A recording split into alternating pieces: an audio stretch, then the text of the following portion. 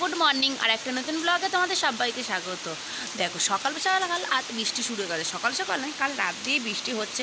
আর গলির জল তো পুরো শুকিয়ে গেছে, কিন্তু আবার ভরে গেছে গলির জল। আর দেখো প্রচণ্ড হারে বৃষ্টি হচ্ছে। জানি না, রান্না তো করছে উঠে বরমশাই কাজে যাবে কি যাবে না আমি ঠিক জানি না। মানে এতটা বৃষ্টি, ছেলেও পড়তে যাবে কিন্তু বৃষ্টির জন্য ওকেও ডাকতে পারছি না, কেন পুরো ভিজে যাবে যেতে। বৃষ্টিটা খুবই জোরে হচ্ছে, বাজে মন লাগে।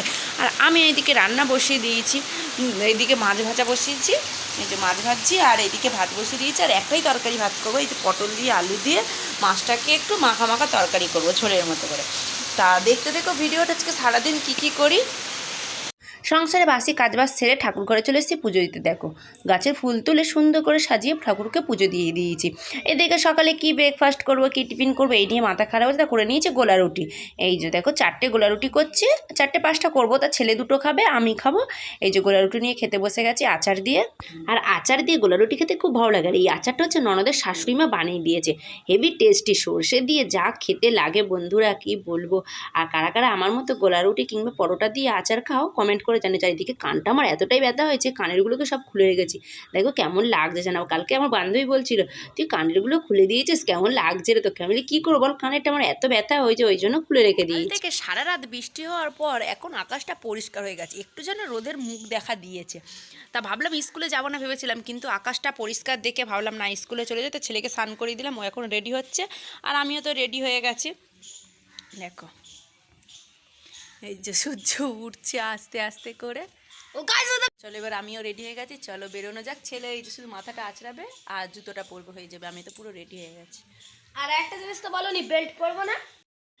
ছেলেকে স্কুলে ঢুকিয়ে বসেছিলাম, সকালে তো দেখলাম আকাশটা পরিষ্কার। ও বাবা কি জোরে বৃষ্টি এসছে, প্রচণ্ড বৃষ্টি এসছে। এই যে দেখো পুরো অন্ধকার, চারিদিকে অন্ধকার হয়ে বৃষ্টি এসছে। আর আমরা এত বৃষ্টি হচ্ছে যার বসতে পারেন, দাঁড়িয়ে আছি। স্কুল থেকে বাড়ি চলে এসে আর ছেলে জামা প্যান্টগুলো একটু মানে ভিজে ভিজে গেছে। ও রেনকোট নিয়ে যায়নি, তো ছাতা নিয়ে গেছিলাম। ও ছাতা ধরে বসে এসছে, একটু জাস্ট ভিজে গেছে। আর আমি তো পুরোই ভিজে গেছিলাম। আমি একটা বান্ধবীর কাছ থেকে প্লাস্টিক নিয়ে মাথায় দিয়ে আর এই এসছি, নইলে পুরোই ভিজে যেতাম। মাথাটা পুরো শুকনো আছে, জামাটাগুলো পুরো ভিজে গেছে। চলো এবার খাওয়া দাওয়া করে নিই। গাইস একটা জিনিস দেখবে, দেখো। আর এইদিকে দেখো বরমশাই আঠাটা কিনে নিয়ে এসে ইঁদুর ধরা, তাই 2টো ইঁদুর পড়েছে।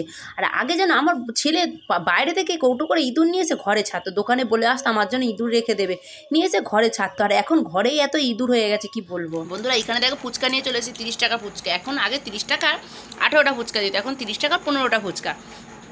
তাই আমি আর ছেলে এখন ফুচকা নিয়ে খেতে বসে গেছে। আমার ছেলে একাই ও 40 টাকা ফুচকা খায় জানো বন্ধুরা।